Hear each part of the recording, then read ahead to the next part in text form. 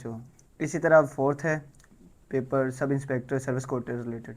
ठीक है ना, पहले जो हमने किया वो सर्विस ओपन कोटा था, अब हम सर्विस कोटे पे देखते हैं। तो जनरल नॉलेज पहले एमसीक्यूज है, where does the human nations commission on the human rights meet and for how long. ठीक है, अभी मोस्ट इम्पोर्टेंट एमसीक्यूज है, कमीशन से रिलेटेड यूएनओ एक बहुत इंपॉर्टेंट ऑर्गेनाइजेशन है, ठीक है, पूरी दुनिया का, जिसके बारे में कमीशन छोड़ ही नहीं सकते, यानी कि इसमें से भी कंपल्सरी क्वेश्चन आते हैं। तो ये पूछना चाहता है कि ये यूनाइटेड नेशंस का एक कमीशन है जिसका क्या नाम है, ह्यूमन राइट्स, जो इंसानी हकूक़ के बारे में काम करता है। ठीक है, उसके बारे में पूछ रहा है कि उनकी मीटिंग कहाँ पे होती है और कितना अर्से के लिए होती है। तो ये भी आपको पता है, जैसे कि हमने आप मोस्टली जितने भी हमारे हेडक्वार्टर्स हैं, जितने भी बड़े बड़े इदारे काम करते हैं वो कहाँ पे है, जिनीवा के अंदर है। तो आपने इसे अच्छे से याद रखना है कि ह्यूमन राइट्स का जो आप समझ लें कि हेडक्वार्टर वो कहाँ पे है, जिनीवा के अंदर है, फॉर 6 वीक ईच ईयर। ठीक है ना, पहले ही ऑप्शन बनता है, बाकी हमने कोई नहीं देखना। ठीक है, इसका क्या ऑप्शन बनता है, in Geneva for 6 week each years. अब इसी तरह एमसीक्यूज नंबर 2 है, what is the old name of table tennis game. अब जैसे हम अब कह रहे हैं टेबल टेनिस गेम, इसका पहला नाम क्या था। ऑप्शन ए है पिंग पोंग, दूसरा है पूना, सी है चाइन चोंग और श्रिंग डोंग। तो इसका जो राइट ऑप्शन बनता है वो बच्चों क्या बनता है, पिंग पोंग। ठीक है ना, टेबल टेनिस को क्या कहते थे, पिंग पोंग। अब इसी तरह हम नेक्स्ट देख लेते हैं। ठीक है, इसी तरह ये नेक्स्ट है, under which sea the world oldest known intact shipwreck has been discovered by the team of maritime archaeologist। अब वो कहता है कि वो कौन सी ओल्डेस्ट कंट्री है, ओल्डेस्ट शिप है, ठीक है, जिसे डिस्कवर किया मैरीटाइम एक्रोलॉजिस्ट। मैरीटाइम आप समझ लो कि ऐसे बंदे होते हैं, ऐसे अदारा काम करता है जो समझ लें कि हमारे जो पुरानी चीज़ें हैं उसके बारे में रिसर्च करते हैं, उससे रिलेटेड आप समझ लें कि कार्बन डेटिंग जो होता है ना, जिससे रिलेटेड हम हमारे फिज़िक्स के अंदर कार्बन डेटिंग क्या होता है, किसी भी चीज़ की अगर आपने आप डेथ या उसकी आप समझ लें कि उसके बारे में रिसर्च करनी हो कि वो कितना अर्सा ज़िंदा रहे, उनके क्या मामला थे, उसे हम कार्बन डेटिंग कहते हैं।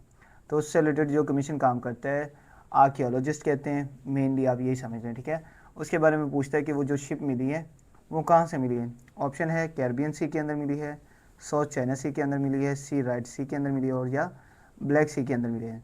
तो बच्चों जिसका राइट ऑप्शन बनता है वो क्या बनता है, रेड सी के अंदर मिला है। ठीक है ना, अब इसी के रिलेटेड आप थोड़ा सा डिटेल भी देख सकते हो कि वो कब मिली। कमीशन आपसे पूछ सकता है, चेयरमैन साहब पूछ सकते हैं कि जो आर्कियोलॉजिस्ट ने, ये जो मेरी टाइम आर्कियोलॉजिस्ट थे, इन्होंने ये शिप कब डिस्कवर की, ये 2016 में की, जो कि एस्टिमेटेड है, उन्होंने बिलीव किया है कि ये तकरीबन 2400 साल पुरानी है। ठीक है, कितनी पुरानी है, 2400 साल। आप हिसाब लगाएं कि आर्कियोलॉजिस्ट जो हमारे कार्बन डेटिंग के थ्रू एज यानी कि एज के बारे में भी डिस्कवर कर सकते हैं। तो कैसी हैरत अंगेज़ इजाद है कि साइंस से रिलेटेड आप हिसाब लगाएं कि आपके 2400 साल पुरानी चीज़ों के बारे में हम बता सकते हैं कि वो कितनी पुरानी है, लोग क्या काम करते रहे हैं। अब इसी तरह 4 है, where is Al Azhar university situated. Most important MCQs है। ठीक है ना, जैसे कि मैंने आपको बताया कि आपको नेबर्स कंट्री के बारे में पता हो, तो ये हमारी नेबर्स कंट्री के बारे में ही है। तो वो पूछ रहे हैं कि अल अज़हर यूनिवर्सिटी जो है वो कहाँ पे है। पहला ऑप्शन है जद्दे, दूसरा है ट्रोपोली, तीसरा है कैरो और चौथा है दमस्कस। तो बच्चों ये जो अल अज़हर यूनिवर्सिटी ये कैरो यानी कि इजिप्ट के अंदर है। ठीक है, ये कब बनाएगी, 970 में। अल अज़हर यूनिवर्सिटी कहाँ पे सिचुएटेड है, ये कैरो के अंदर है, हमारे इजिप्ट के अंदर। कब बनाएगी, 1970 970। ठीक है, 970 एडी के अंदर बस। अब इसी तरह 5th है, the first Nobel prize to be awarded to this South Asian was to, यानी कि अब वो पूछना चाहते हैं कि first Nobel prize South Asia के अंदर किसे मिला गया। ठीक है ना, साउथ एशिया कंट्रीज़ आप समझ लें कि पाकिस्तान है, इंडिया है, बांग्लादेश है, इस साइड पे जितनी भी कंट्रीज़ हैं इन्हें हम क्या कहते हैं, साउथ एशियन कंट्रीज़ कहते हैं। अब वो फर्स्ट साउथ एशियन के बारे में पूछ रहे हैं कि जिनको नोबेल प्राइज़ दिया गया। तो ऑप्शन है रविंद्रनाथ टैगोर, बी है सर सी.वी. रामन, सी है डॉक्टर अब्दुल सलाम और डी है अमर्त्य सेन। तो बच्चों इसका राइट ऑप्शन क्या बनता है, रविंद्रनाथ टैगोर। ठीक है ना, अगर पाकिस्तान के बारे में पूछा जाए कि पाकिस्तान में फ़र्स्ट नोबेल प्राइज़ किसे दिया गया, वो हमें दिया गया अब्दुल सलाम साहब को।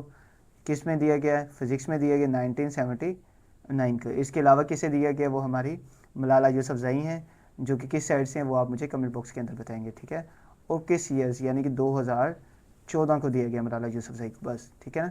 अब इसी तरह हम नीचे वाला देख लेते हैं 6 option MCQs। Taekwondo is the popular form of martial arts from which country did taekwondo originate. अब ताइक्वांडो आप समझ लो कि कराटा सिस्टम, कराटे की तरह की कोई मार्शल आर्ट्स हैं, वो कहते हैं ये खेली जाती हैं, ठीक है ना। ये ओरिजिनली कहाँ से शुरू हुई थी, ठीक है ना। ऑप्शन है कोरिया के अंदर, बी है जापान के अंदर, सी है चाइना के अंदर, मलेशिया। ये ज़्यादातर आप समझ लें कि जब मलेशिया तो हो नहीं सकता, या जापान है या चाइना है, लेकिन ओरिजिनेट कहाँ से हुई है बच्चों, कोरिया के अंदर से हुई, ठीक है ना। कोरियन गेम टाइप है ये, मार्शल आर्ट कहाँ से शुरू हुई है ताइक्वांडो वाली, कोरिया से। अब इसी तरह सी है Antalya airport is situated in. Antalya situated कहाँ पे हमारा, तुर्की के अंदर है, ठीक है ना बच्चों। अंटालिया ये मोस्ट इंपॉर्टेंट MCQ जैसे अच्छे से याद रखना है, तुर्की के अंदर है, ठीक है। और इसी तरह 8 है in interested relation CBM stand for.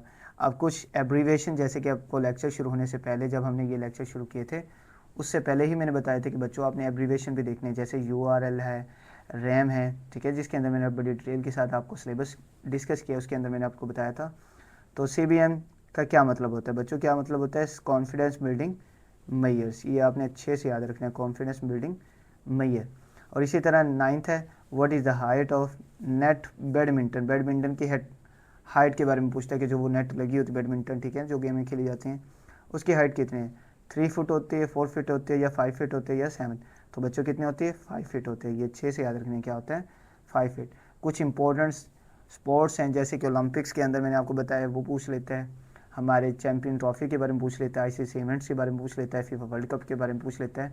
बस ये कुछ मेन जो मौजूदा या रिसेंटली जो हुए होंगे आपने उनको आपने अच्छे से याद रखना है कि कौन कंट्री हुई विनर, ठीक है, किस ने विनर, आपने उसे अच्छे से याद रखना है कि कौन सी कंट्री विनर है, कौन रनर अप है, कहाँ पे हेल्ड हुआ, कितने अरसे के बाद होता है, कहाँ से शुरू हुआ, एंड सो ऑन, ठीक है ना। अब इसी तरह 10th है when was founded religion alliance ASEAN of 8 independent countries of south Asia. अब आसियान एक साउथ एशियन कंट्रीज़ का एक ग्रुप है, जैसे कि आप UNO समझ लें, पूरी दुनिया के 9193 हैं।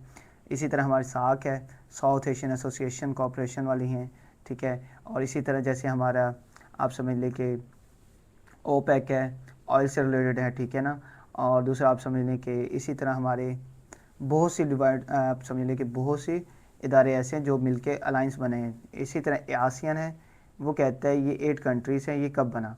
तो बच्चों इसका राइट ऑप्शन क्या है, 1967 को बना था आसियान। आसियान के बारे में अगर मैं अब एब्रीवेशन बताऊं, इसका क्या मतलब होता है, association of south east Asian Nations. Total 10 countries हैं, वो भी मैं आपको नाम बता देता हूँ, बहुत आसान है। ब्रुनाई है, कंबोडिया है, इंडोनेशिया है, लाओस है, मलेशिया है, नीमार जिसे हम बर्मा कहते हैं वो है, फिलिपाइन है, सिंगापुर, थाईलैंड और वियतनाम है। इसे हम क्या कहते हैं, आसियान कहते हैं। ये कब बना, 1967 को। अगर एग्जैक्ट डेट बताऊँ तो ये 8 अगस्त 1967 को बना है। तो बस ये आपने अच्छे से याद रखना है, ठीक है ना। बाकी मेन काम इसका यही है कि जो ये कंट्रीज़ हैं 10 कंट्रीज़ के आपस में अपने आप की ग्रोथ और कोऑपरेशन करेंगे, रीजनल पीस के बारे में, सिक्योरिटी के बारे में देखेंगे, ठीक है, और अपने कल्चर्स के बारे में देखेंगे और कोलैब करेंगे, बस और कुछ भी नहीं है। इसी तरह अब हम 11 देख लेते, जल्दी से चले आए। अब इसी तरह हमारा 11 है bottle gigging is a form of. Bottle gigging बच्चों किसे हम कहते हैं, ये हम कहते हैं स्मगलिंग को, ठीक है ना। बॉटल गिगिंग का क्या मतलब होता है, स्मगलिंग। अब इसी तरह 12 है founder of WikiLeaks was Julian Assange is belongs to. अब जो विकीलिंग आप समझ लें कि एक सीक्रेट कोई आप समझ लें कि इंफॉर्मेशन थी जो कि किस बंदे ने अवेल की, यानी कि लीक कर दी, वो उसका नाम था जूलियन असांज। अब वो पूछ रहा है ये जूलियन असांज है ये कहाँ से था, ठीक है ना, कहाँ से था ये जूलियन असांज, ये ऑस्ट्रेलिया से था, जिसे बाद में फांसी दे दी जाती है, ठीक है ना, ये पकड़ा जाता है और इसे बाद में फांसी दे दी जाती है। अब इसी तरह 13 है where is located the headquarter of UNHCR। अब मैंने आपको पहले ही कहा है यूनाइटेड नेशन जितने भी बेसिकली वो कहाँ पे बच्चों, जिनीवा के अंदर है, ठीक है ना। इसका राइट ऑप्शन क्या बनता है, जिनीवा, लेते चले आए। अब इसी तरह रिलेशन है, बहुत आसान है, तो एनालॉजी भी कह सकते हैं आप इसे, ठीक है। लेफ़्ट राइट, तो ईस्ट क्या बनेगा बच्चों, west, left right east west. ये बस आप समझ लीजिए, बस आप खाना बुरी के लिए आपको कुछ ट्रिकी या आपको कंफ्यूज करने के लिए क्वेश्चन होते हैं, बाकी इसके पल्ले कख नहीं है, ठीक है ना, बहुत आसान है। उम्मीद है आपको समझ आई है, ठीक है। इसी तरह अब हम 50 देख लेते हैं जो कि जियोग्राफी से रिलेटेड लास्ट है। चलें अब इसी तरह हमारे जियोग्राफी का लास्ट एमसीक्यूज है। तो Suez canal links Mediterranean sea directly to दी।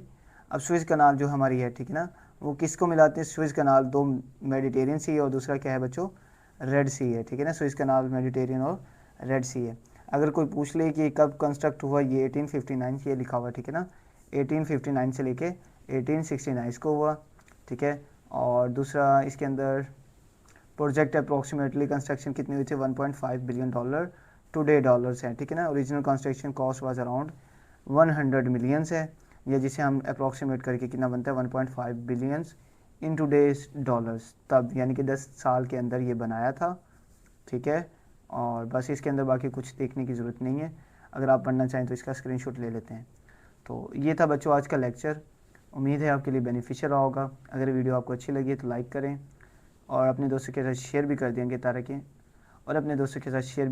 ताकि उनका फ़ायदा हो सके और मुझे मोटिवेशन मिल सके। इंशाल्लाह अल्लाह पाक ने चाहा तो मैं इंशाल्लाह आपके साथ हूँ। जब तक हमारा पेपर नहीं हो जाता FIA का, तो मैं डेली की बेस पे कोशिश करूँगा कंटिन्यूसली बगैर किसी वक्त के ज़्या किए हम जल्दी से इसे अच्छे से कवर अप करें और आपके लिए अलग से प्लेलिस्ट भी बना दूँ, जैसे कि GK है। इसके बाद हम इंशाल्लाह इंग्लिश करेंगे। वैसे मैंने इंग्लिश आपको ऑलमोस्ट करवा दी 70%, बाकी बेसिक रूल दोबारा से करवा देंगे।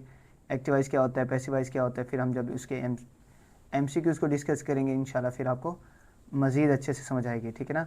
अगर आपने FIA की सीट निकालनी है तो दो चीज़ों के आपको बहुत अच्छे से पता होना चाहिए। मेन FIA के अंदर बेसिकली आपका ज़्यादातर जो पोर्शन होगा वो हमारा इंग्लिश से रिलेटेड होगा और कंप्यूटर से रिलेटेड होगा, ठीक है ना। इंग्लिश और कंप्यूटर आप कंपलसरी है असिस्टेंट के लिए, UDC के लिए, LDC के लिए, ठीक है ना। ये आपने अच्छे से करना है बच्चों। तो मेरा भी मेनली फोकस यही होगा कि आपको ज़्यादा से ज़्यादा और जल्दी से जल्दी हो सके, जितना हो सके आपको कवर अप करवाएं, ताकि आपके फिर बाद में मॉक टेस्ट भी लिए जाएं। क्योंकि किसी भी चीज़ की तैयारी के लिए आपको उसके असेसमेंट या एवेल्यूएशन बहुत ज़रूरी है। इंशाल्लाह मेरा प्लान है कि जैसे ही हमारा ये सेशन कंप्लीट होगा तो इसके लास्ट पे जितना भी हमने पढ़ा होगा उससे रिलेटेड आपके मॉक टेस्ट भी ले लिए जाएँ। ऑलमोस्ट तकरीबन 4 से 5 मैं इंशाल्लाह फुल बुक, या आप समझ लें कि 100 MCQs के या 60 MCQs के तब तक हमें पता चल जाएगा इंशाल्लाह। 60 MCQs या 100 MCQs को कंपाइल करके आपसे टेस्ट भी कंडक्ट करूँगा। तो इंशाल्लाह इसी आस और उम्मीद के साथ कि अल्लाह पाक आपको और मुझे कामयाब करे। और लास्ट पे वही, जैसे कि लास्ट लेक्चर्स में भी मैंने आपको बताया, ये तो आपने करना है। दूसरा आपने पाक MCQs की वेबसाइट को भी डेली गो थ्रू करना है। 10 से 12 स्लाइडें आपने डेली की बेस पे उसे 2 से 3 दफ़ा ज़रूर पढ़नी है। अब हमने GK और ज्योग्राफी को शुरू किया हुआ है, इसी तरह मैं जो आपको लेक्चर दे रहा हूँ ये आपने 2 से 3 दफ़ा देखना है। मज़ीद अगर कोई भी कन्फ्यूजन हो तो आप मुझे कमेंट बॉक्स के अंदर बता सकते हैं। और दूसरा इसके साथ साथ आपने क्या करना है, डेली के बेस पे GK और ज्योग्राफी के पाक MCQs की वेबसाइट से स्लाइड्स को ज़रूर करना है। तो इंशाल्लाह मिलते हैं नेक्स्ट लेक्चर में, तब तक के लिए इजाज़त, अल्लाह हाफिज़।